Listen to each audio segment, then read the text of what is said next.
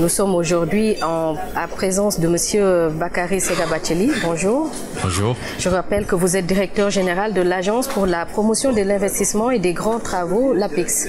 Tout à fait. Pouvez-vous un peu revenir sur la participation de l'APIX à ce forum-là? Oui, merci. C'est avec un grand plaisir. De façon, comme vous le savez, l'APIX en tant qu'agence de promotion des investissements et des grands travaux, tout ce qui a trait à des questions économiques et à des questions liées à l'investissement, l'APIX est au premier plan. À cela s'ajoute par rapport aux nouvelles orientations des plus hautes autorités, surtout quand on parle avec un pays frère et un pays voisin, notamment la Mauritanie. Il est important que nous soyons présents pour répondre justement aux différentes sollicitations sur les opportunités d'investissement au Sénégal, mais aussi pour rappeler et renouveler notre engagement à travailler avec nos pays partenaires, notamment la Mauritanie, avec qui nous partageons beaucoup de points communs, tant sur le plan culturel, sur le plan des investissements et des opportunités. Et d'ailleurs, sur ce sujet-là, nous avons signé hier un protocole d'accord avec notre homologue de la Mauritanie, la PIM, pour pouvoir renforcer notre collaboration à ce niveau-là, parce qu'il y a des opportunités communes que nous avons. Et aujourd'hui, nous comptons renforcer davantage cette collaboration-là, raison pour laquelle nous sommes présents aujourd'hui dans le cadre de ce forum. Et comment jugerez-vous l'environnement des affaires ici au Sénégal? Comme vous le savez, nous venons de prendre justement, nous venons de mettre en place une nouvelle équipe et nous sommes après 6 mois. J'ai été nommé directeur général de l'APIX à partir du mois de mai. Il faut rappeler que le président Bassirou Diomaye Faye a été élu le 24 mars 2024, donc ça fait que 6 mois, 8 mois que nous sommes en train de gérer les affaires publiques de l'État du Sénégal. Et à ce niveau-là, nous sommes dans une phase d'état des lieux parce que, comme vous le savez, il est extrêmement difficile d'avoir des données, en tout cas sur le terrain, quand on est dans l'opposition pour pouvoir apprécier la nature. Et aujourd'hui, comme vous avez pu le suivre, la présentation de l'état des lieux du Premier ministre, par le Premier ministre sur l'état des comptes, ça montre quand même une situation assez critique et pour ne pas dire très critique. Mais aussi, au-delà de ces aspects-là, sur les questions des finances publiques, il y a des questions structurelles qui aujourd'hui nous interpellent tous. Et nous, au niveau de l'APIX, dès qu'on est arrivé, on a passé en revue l'ensemble des points sur lesquels nous intervenons. Et ce qu'on a pu nous rendre compte, c'est qu'aujourd'hui, en ce qui concerne un des points, en tout cas, qui a été mis en avant, à savoir la transformation structurelle de notre pays par l'ancien régime, ce n'est pas encore au rendez-vous, même si on a pu relever quand même des efforts quand même visibles aujourd'hui sur le plan des réformes, qui nous ont permis aujourd'hui de gagner quelques points au niveau international. Aujourd'hui, nous avons pu générer quand même 2,6 milliards en tout cas de dollars d'investissement direct étranger l'année dernière en 2023, mais ça ne nous a pas permis justement d'atteindre ce niveau de transformation structurelle dont on attendait, parce que tout simplement c'est pas dans le secteur productif et les secteurs prioritaires. Et on a pu noter quand même qu'il y a un déphasage entre ces investissements-là par rapport aux objectifs et les secteurs prioritaires qui ont été identifiés comme capables de justement d'apporter cette transformation structurelle. À cela s'ajoute également le niveau de compétitivité de nos entreprises. Comme vous le savez, aujourd'hui, le Sénégal compte environ entre 90 et 95, voire même 97% d'entreprises qui évoluent dans le secteur informel. Et aujourd'hui, si on doit mettre en place des réformes structurelles pour pouvoir apporter une valeur ajoutée par rapport à la compétitivité, par rapport à l'économie, par rapport à ce qu'on peut appeler le coût administratif qui coûte excessivement cher pour les investissements, il nous faut aujourd'hui avoir un nombre critique ou bien un volume important d'entreprises formelles. Et à ce niveau-là, aujourd'hui, on compte 97% des entreprises qui sont dans le secteur informel. On a beau mettre en place des réformes, on n'arrive pas à les capter parce qu'il y a un manque de traçabilité, justement pour pouvoir apprécier l'impact de ces réformes-là. Nous venons de sortir également de 10 ans de réformes. Actuellement, c'est l'évaluation en cours de ce qu'on appelle le PREAC. C'est le programme de réforme de l'environnement des affaires et de la compétitivité. Nous sommes en phase de son évaluation. Normalement, le rapport doit être soumis au Premier ministre pour validation de cette évaluation-là. Mais de ce qu'on peut dire, justement, il y a un problème d'ajustement entre les réformes qui ont été menées et ces réformes, quand même, il faut l'avouer, ils ont été très timides. On a quand même relevé des efforts et des succès quant à la création d'entreprises, la digitalisation d'une partie ou bien d'une partie de certaines formalités, mais on s'est rendu compte que c'est pas encore abouti. Aujourd'hui, nous sommes dans un monde où véritablement, on est dans un monde très digital, où aujourd'hui le coût, si on regarde par rapport aux pays qui nous sont entre guillemets, concurrents en termes d'attractivité d'IE, ces pays-là sont lancés dans la digitalisation pour lever les barrières et les contraintes liées à l'investissement et aux formalités. Et la digitalisation est d'autant plus importante et d'autant plus nécessaire que ça élimine aussi tout ce qui est forme de corruption intermédiaire, parce que l'homme n'est plus au centre n'est plus au cœur de la formalité ou bien du processus de validation, parce qu'il y a une transparence qui est là. Et ça, aujourd'hui, nous saluons à ce niveau, vous me permettez aussi de saluer cet engagement, cette ferme volonté de l'État du Sénégal de lutter farouchement contre toute forme de corruption et de faire la promotion de la bonne gouvernance. Et ça me permet, votre question me permet aujourd'hui de rajouter que la bonne gouvernance n'est pas une contrainte à l'investissement. C'est tout à fait le contraire qui est une contrainte à l'investissement. C'est la non-transparence et l'opacité qui est une forme de contrainte à l'investissement, parce qu'on ne crée pas un cadre justement qui va permettre à l'investisseur de savoir sur le long terme justement sur quelle base il va investir, dans quelles conditions il va investir, est-ce que son investissement est garanti, est-ce qu'il n'y a pas des coûts cachés dans son investissement.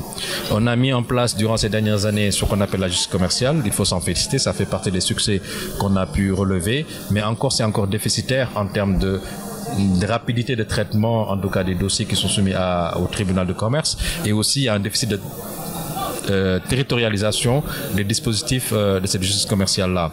Nous avons pu relever également en termes de territorialisation qu'il y a un manque de services d'investissement en termes de services de base de l'État au niveau des territoires. Et aujourd'hui, ce déficit-là fait que une bonne partie de ces investissements sont centralisés au niveau de Dakar et des zones urbaines. Et ça constitue aussi des freins à l'investissement, parce que tout simplement les investisseurs aussi suivent la politique de l'État en termes d'infrastructures de connectivité, en termes de services de base, parce qu'ils ont besoin d'avoir un cadre propice à l'investissement et au développement. Ils ont besoin de connectivité, le port, l'aéroport, les autoroutes. Donc si aujourd'hui tous ces infrastructures-là se trouvent au niveau de la région de Dakar et environ, notamment Thiès, nécessairement la grande partie des investisseurs et des entreprises vont se localiser là-bas. Autre point qu'on a relevé, c'est que le déficit de territorialisation, le déficit d'infrastructures aujourd'hui structurantes. Comme vous le savez, même s'il y a un effort là-bas qui a été fait aussi également en termes d'infrastructures, nous pouvons relever qu'aussi que l'essentiel a été fait au niveau de Dakar. On peut relever le pont de Foundiougne qui est une belle chose, et aussi le pont qui permet de traverser la Gambie pour aller en Casamance. Mais encore, c'est des déficits aujourd'hui qui ont été relevés, parce que tout simplement les connectivités, c'est le premier point important pour attirer des investissements. C'est une des raisons d'ailleurs pour lesquelles, comme vous le savez, l'APIX, agence de promotion des investissements et des grands travaux, c'est ça qui justifie la création de l'APIX, parce que dans sa création, l'idée était de mettre en œuvre de grands projets d'infrastructure, surtout les connectivités, pour attirer des investisseurs. Et donc c'est l'environnement des affaires pour le moment. Nous travaillons à continuer le diagnostic, et d'ici peu de temps, nous aurons un nouveau programme de réforme qui vont nous permettre d'aller au-delà de ce que nous constatons aujourd'hui. Donc pour résumer, le Sénégal vient de sortir d'un cycle assez morose, il faut le reconnaître. En termes de croissance, on n'a pas atteint les objectifs à une moyenne de 4,6%. En termes de réforme, l'évaluation est en cours, mais c'est en deçà des objectifs qui ont été fixés. Vous avez vu le niveau de déficit, vous avez vu le niveau d'endettement. Aujourd'hui, on a engagé beaucoup de ressources pour justement investir dans des infrastructures, mais qui n'ont pas un impact sur les zones de production, pour permettre justement au Sénégal d'avoir une croissance durable et pérenne et systémique. C'est ça qui fait défaut aujourd'hui. C'est sur quoi aujourd'hui nous sommes en train de travailler pour pouvoir améliorer davantage l'environnement des affaires. Et à vous écouter, on voit que la tâche est large. Donc, quelles seront les priorités de l'APIX pour permettre de faciliter l'environnement des affaires actuellement, au niveau des réformes surtout? Une des priorités qui ne figure pas dans les documents stratégiques, mais sur lesquels nous travaillons justement aujourd'hui, c'est de redonner confiance aux investisseurs. C'est la première base. Et un des moyens les plus rapides pour redonner confiance, c'est de prendre des engagements fermes sur la bonne gouvernance. N'oublions pas que c'est cette bureaucratie excessive qui amène cette source de corruption, parce que tout simplement, plus un dossier prend du temps dans un service, plus l'investisseur est pressé pour que son dossier puisse quitter ce service-là et atteindre la validation, et plus l'agent a un moyen de contraindre l'investisseur qui est pressé, justement. Donc, cette bureaucratie excessive-là, aujourd'hui, est un frein à l'investissement. Autre point sur lequel nous sommes en train de travailler, c'est l'accessibilité au foncier, qui est un frein à l'investissement également pour améliorer le cadre aujourd'hui de l'environnement des affaires, et sur quoi aujourd'hui l'APIX est en train de travailler avec les différents services de l'État, notamment l'ANAT et la CDC, justement pour aller lever les contraintes à l'investissement à travers les zones aménagées investissement. Et quand on parle de zones aménagées pour l'investissement, c'est multisectoriel. Aujourd'hui, ces zones aménagées-là, c'est en accord avec les différentes orientations et en accord aussi avec le développement des pôles de développement qui vont venir lors de la présentation du référentiel. Les pôles seront définis et l'APIX va venir accompagner le développement de ces pôles-là en identifiant dans chaque zone, justement dans chaque pôle, des zones qui sont propices pour accueillir les investissements. Parce que ce que nous avons constaté, c'est qu'aujourd'hui, le Sénégal est le seul pays où aujourd'hui on travaille pour définir des zones d'habitation où les superficies sont délimitées pour accueillir des lotissements pour l'habitation, mais pour ce qui concerne les investissements, pour les unités économiques, il n'y en a pas. Et ça, c'est une contrainte majeure. Et quand on n'arrive pas à sécuriser le foncier pour les investisseurs, ça crée une spéculation parce que non seulement il va falloir avoir cette bureaucratie, encore une fois, ce parcours du combattant entre la commune, le préfet, les domaines pour disposer de la sécurisation foncière et des fois avec les contraintes qu'on connaît, et après pouvoir mettre à valoriser ce foncier-là pour lever des fonds. Donc si on gère déjà la question foncière dans l'investissement, on gère en même temps la question du financement. Et sur quoi aussi nous sommes en train de travailler justement pour essayer de permettre aux différents instruments financiers, que ce soit les bancaires, les instruments de l'État public à travers la CDC, le Fonds 6, le Fonds GIP et des différents fonds de financement des institutions, notamment FES pour la diaspora, ADPME qui dispose, la DER pour les micro et petites entreprises. Nous sommes en train de créer une synergie, justement l'État en tout cas est en train de créer cette synergie-là pour pouvoir rendre beaucoup plus visible et accessible ces fonds de financement-là pour les entreprises, pour qu'ils puissent aujourd'hui investir facilement. Autre point sur lequel nous sommes en train de travailler, c'est un grand programme, en tout cas de ce qu'on appelle le programme d'amélioration de la compétitivité des territoires et des entreprises, qui est une forme de pacte. Pacte aujourd'hui sur la base de l'évaluation justement du PREAC qui vient de sortir, voir quels sont les déficits sur lesquels nous avons, que j'ai soulevé tout à l'heure, comment renforcer et aller au-delà. Parce que nous avons aujourd'hui, pour gagner en compétitivité, de grands défis, notamment sur le travail. Le code du travail, aujourd'hui, il est nécessaire et important de la réviser pour l'adapter par rapport aux réalités du marché.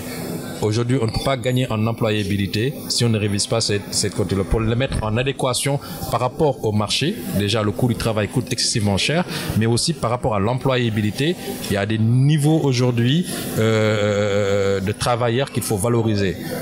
Comme vous pouvez le constater au Sénégal, beaucoup de jeunes entrent dans le monde du travail par l'apprentissage, à travers aujourd'hui les ateliers de formation, que ce soit technique, mais ils n'ont aucun diplôme.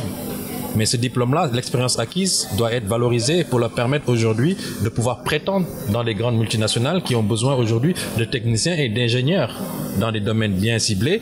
Mais du fait de ce manque de diplôme-là, de ce parchemin-là, ils ne peuvent pas être recrutés parce qu'on ne peut pas leur reconnaître une certaine qualification.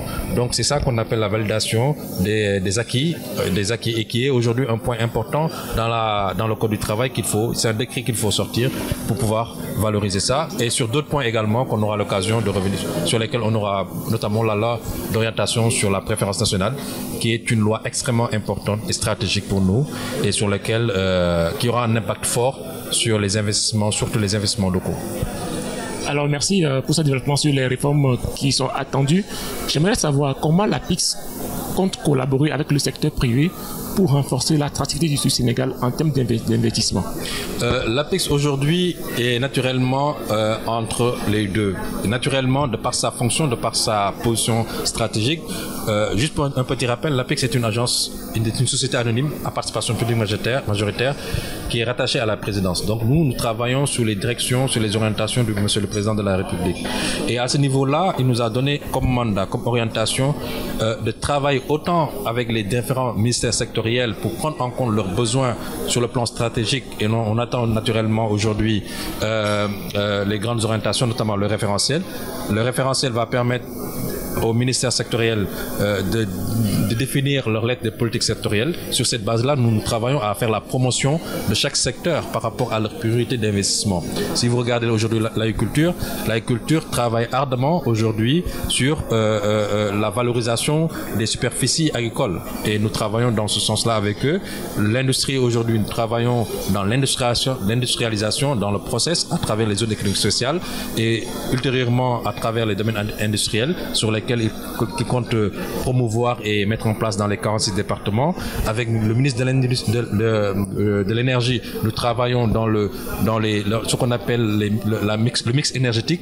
Aujourd'hui, faire la promotion du solaire, de l'éolienne pour renforcer aujourd'hui le mix énergétique. Je rappelle que le Sénégal est à 30% et d'ici 2030, nous prévoyons justement d'atteindre un niveau de 50% de mix énergétique et nous travaillons ardemment sur ça. Et ainsi de suite, que ce soit dans le domaine des infrastructures. Nous sommes maîtres d'ouvrage délégués pour le compte des ministères des infrastructures à ce niveau-là et nous comptons continuer ce travail-là. Donc nous sommes à mi-chemin. En ce qui concerne le secteur privé maintenant, ce que je dis souvent, quand on est en face du secteur public, nous sommes les avocats du secteur privé parce que nous défendons leur position. À l'APIX, c'est vrai que ces dernières années, ça a été un peu un déficit en termes d'approche et de mise en place d'un dispositif de problem solving. Parce qu'en général, c'était depuis avant 2012, donc avant le régime, l'APEX était l'intermédiaire, en tout cas du secteur privé par rapport au secteur public. De par la loi, aujourd'hui, nous avons les prérogatives de pouvoir porter à l'attention de l'administration sénégalaise les difficultés que rencontrent les entreprises installées au Sénégal dans l'exercice de leur mission, de leurs activités. Il y a des contraintes sur le plan fiscal, il y a des contraintes sur le plan domanial, il y a des contraintes sur le plan des autorisations. Et il y a une loi qui s'appelle la loi 2005-26 portant sur justement l'amélioration du cadre légal et des procédures administratives, la facilitation, portant sur la facilitation des procédures administratives. Aujourd'hui, une loi qui permet à l'APEX d'interpeller directement l'administration par rapport à des difficultés que rencontrent ces entreprises-là. Donc nous sommes à mi-chemin entre les deux. Nous sommes les avocats, d'une certaine manière, du secteur privé par rapport à leurs contraintes et leurs freins à l'investissement. Mais sur notre plan aussi, nous sommes véritablement le porte-étendard de l'administration, en tout cas pour faire valoir aujourd'hui le développement de leur stratégie de mise en œuvre. Donc on est le bras opérationnel pour les deux. Alors, dans ce contexte de transition, de réforme, quelle opportunité se présente aux investisseurs aujourd'hui au Sénégal? Aujourd'hui, il y a toutes les opportunités. Le Sénégal, aujourd'hui, s'est résolument lancé dans la stratégie pour être un hub aujourd'hui au niveau de l'Afrique de l'Ouest. On ne peut pas être aujourd'hui la porte de l'Afrique, avoir une stabilité politique et démocratique reconnue internationalement, avoir une jeunesse active et dynamique avec une moyenne d'âge de 18 ans, 19 ans, avoir une espérance de vie jusqu'à 65 ans, avoir un président jeune qui a une vision jusqu'en vision 2050, parce que je peux vous rappeler que un des freins des différentes générations qui nous ont précédés, ils avaient une vision court-termiste qui voulait que chaque 5 ans, c'est lié à des mandats. Leur vision, c'était lié à des mandats de 5 ans, 10 ans. Aujourd'hui, nonobstant notre volonté de mandat, aujourd'hui, nous avons une vision de transformation systémique de notre économie sur 50 ans. Et cela passe justement par des bases. Et une des bases sur lesquelles l'État du Sénégal est en train de travailler, c'est de définir le plan directeur des connectivités. Les connectivités, c'est la première couche de développement stratégique économique pour relier le nord et le sud, l'est et l'ouest par rapport aux zones de production. Une fois qu'on a défini le plan directeur, qu'on aura réalisé ce schéma directeur sur les connectivités, va venir la seconde couche. La seconde couche, c'est justement le développement des pôles de développement. Et à ce niveau-là, il y aura la définition des 6 pôles, parce qu'aujourd'hui, il y a un arbitrage qui est en train d'être fait entre 6 ou 8 pôles de développement. Et ces pôles-là auront des vocations. Ces vocations-là, que ce soit des vocations minières, des vocations agricoles, des vocations d'élevage sylvopastoral, des vocations agro-industrielles, des vocations touristiques, des vocations de melting pot, comme la région de Dakar, Thiès, qui aujourd'hui regroupe toutes les industries, regroupe tous les centres de services, regroupe tous les centres, surtout financiers, du pays. Et justement, à travers ces différents pôles, l'APEX va intervenir pour développer déjà ce qu'on appelle les zones aménagées, qui vont permettre aux entreprises de venir, avant de venir même, ils pourront identifier, ils ont disponible de 100 hectares, 200 hectares, 800 hectares, pour pouvoir développer leur activité. Mais ça va être accompagné par un programme de réforme que j'ai souligné tout à l'heure, c'est le pacte qui va prendre en compte, comme j'ai dit, le code du travail et l'autre point important, le code des investissements. Le code des investissements qui sera revu par rapport justement aux différents objectifs prioritaires en termes d'investissement. Et on aura dans ce code-là la loi sur le PPP qui va venir, qui est un élément très important la loi sur le partenariat public-privé, qui va venir renforcer encore le dispositif parce que aujourd'hui, comme vous le savez, nous comptons beaucoup sur ce partenariat public-privé parce que notre stratégie, c'est que renforcer davantage l'investissement privé. La part de l'État, on va l'optimiser, mieux la structurer l'intervention de l'État parce que il faut revoir le niveau de la dette, mais donner plus d'opportunités au secteur privé qui est très intéressé par des secteurs stratégiques. Et la loi PPP va venir renforcer, va venir justement intégrer, que ce soit la loi PPP et la loi ZES, on va l'intégrer pour avoir une uniformisation du code des investissements et une meilleure lisibilité des opportunités et des incitations. Autre point sur lequel nous sommes en train de travailler en termes d'opportunités, c'est justement aussi les zones économiques spéciales.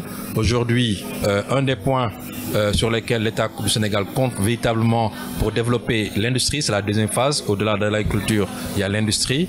C'est justement le développement des zones économiques spéciales et des domaines industriels. Et à ce niveau-là, les zones économiques spéciales offrent une opportunité. Ça va monter en puissance en termes de communication, en termes de marketing, en termes de visibilité. Nous en avons 8 actuellement et on va aller vers le renforcement. Et aujourd'hui, beaucoup d'entreprises sont intéressées et des entreprises sénégalaises justement.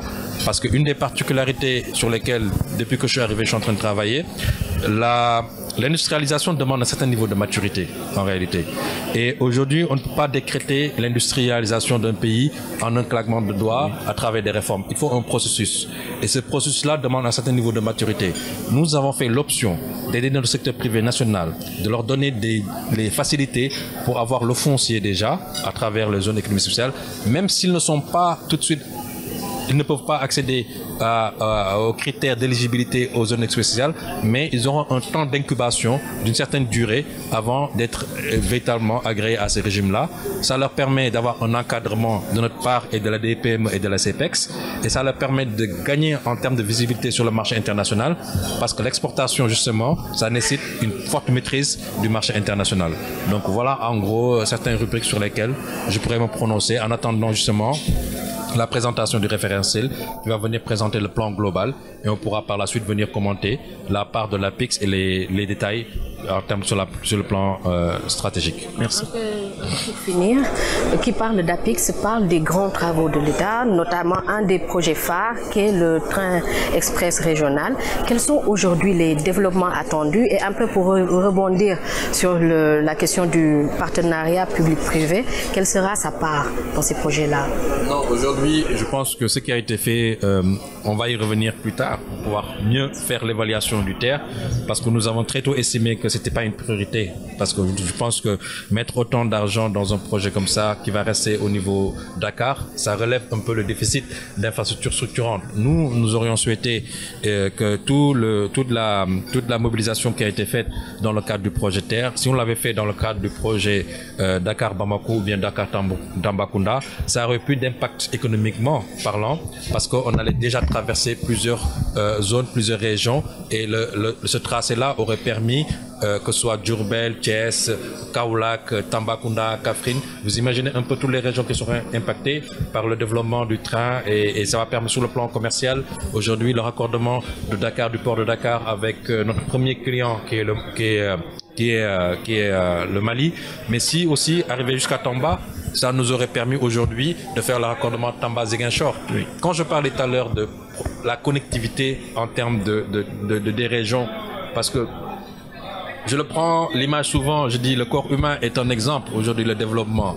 S'il n'y avait pas les nerfs qui pouvaient atteindre les pieds, les mains, ainsi de suite, tout ce qu'on mange où ça va. C'est parce que justement on a cette capacité-là, on a une très forte connectivité dans le corps humain, que quand on ingurgite quelque chose, notre corps s'alimente et ça se passe bien et on progresse, on grandit.